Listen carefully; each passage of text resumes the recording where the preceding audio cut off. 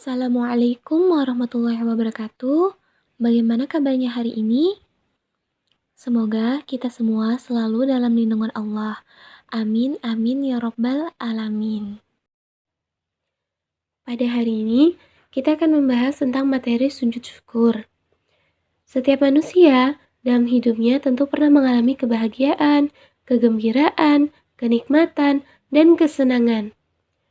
Dapatkah kamu memberi contoh peristiwa yang menggembirakan? Misalnya, menjadi juara kelas atau juara event-event tertentu adalah hal yang membahagiakan bagi seorang siswa. Islam mengajarkan kepada kita ketika kita mendapatkan peristiwa yang membahagiakan dan menggembirakan terjadi, hendaknya kita melakukan sujud syukur.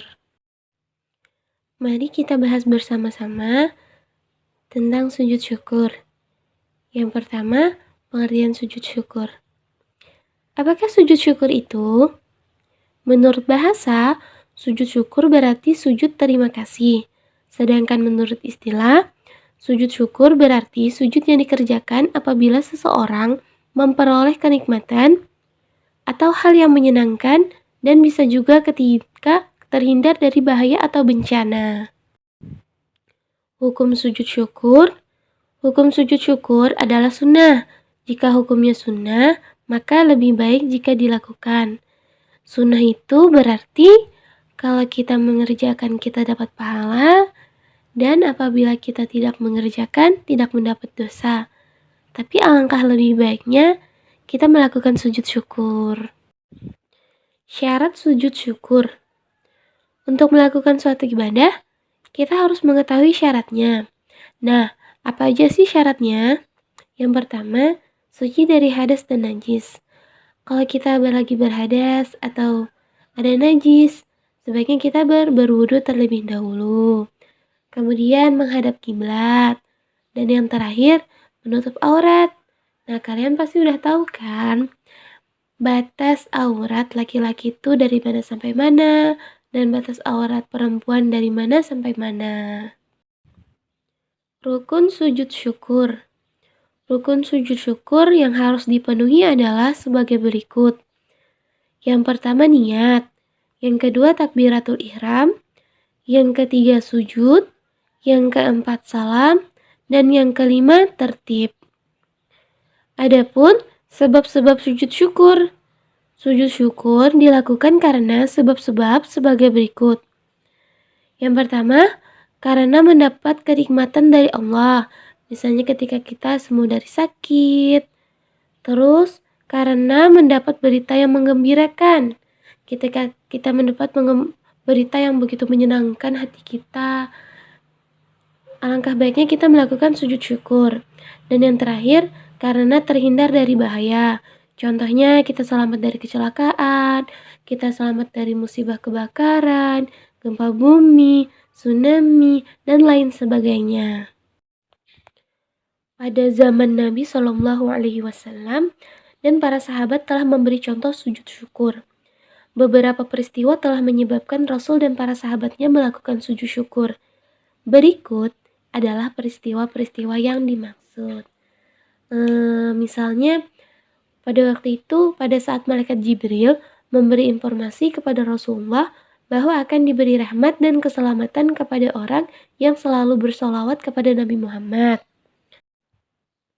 Ada lagi ketika Ka'ab bin Abdul Malik dan kawan-kawan menerima informasi bahwa taubatnya diterima oleh Allah dan diabadikan di dalam Al-Quran, Quran Surat At-Taubah ayat 116-118.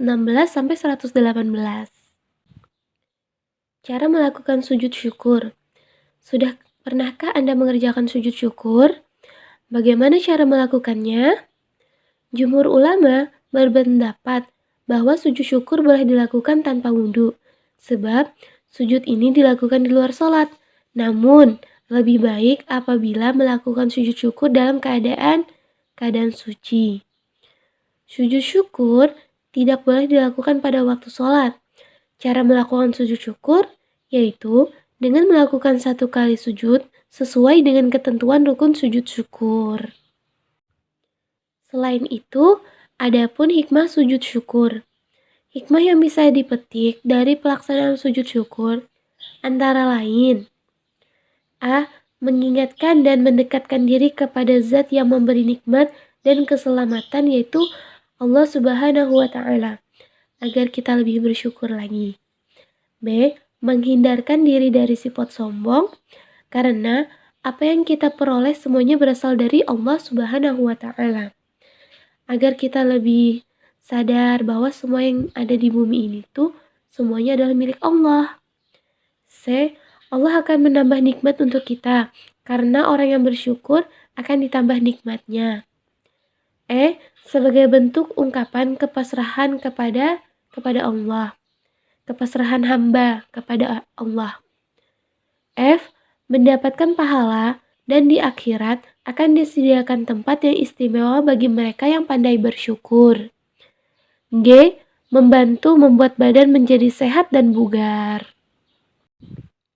Dan yang terakhir, perbedaan sujud sahwi, sujud tilawah, dan sujud syukur. Setelah kita mempelajari tentang sujud sahwi, sujud tilawah, dan sujud syukur, dapatkah kalian mencari perbedaan dan persamaan di antara ketiga sujud ini? Nah, perbedaannya, sujud sahwi dilakukan jika seseorang lupa, baik berupa jumlah rakaat sholat atau lupa mengerjakan salah satu rukun sholat atau yang lainnya. Kalau sujud tilawah dikerjakan ketika mendengar atau membaca ayat sajadah. Sedangkan sujud syukur dikerjakan ketika memperoleh rahmat dari Allah atau terhindar dari bahaya. Sujud sahwi dilakukan di dalam sholat, dan sujud syukur hanya dilakukan di luar sholat. Sedangkan sujud tilawah bisa dilakukan di luar maupun di dalam sholat. Dan masing-masing sujud berbeda bacaannya. Nawaitu sujuda syukri sunnatan lillahi ta'ala. Allahu Akbar. Allahu Akbar. سجد وجهي للذي خلقه وصوره وشق سمعه وبصره بحوله وقوته فتبارك الله أحسن الخالقين. الله أكبر. Assalamualaikum warahmatullahi wabarakatuh. Assalamualaikum warahmatullahi wabarakatuh.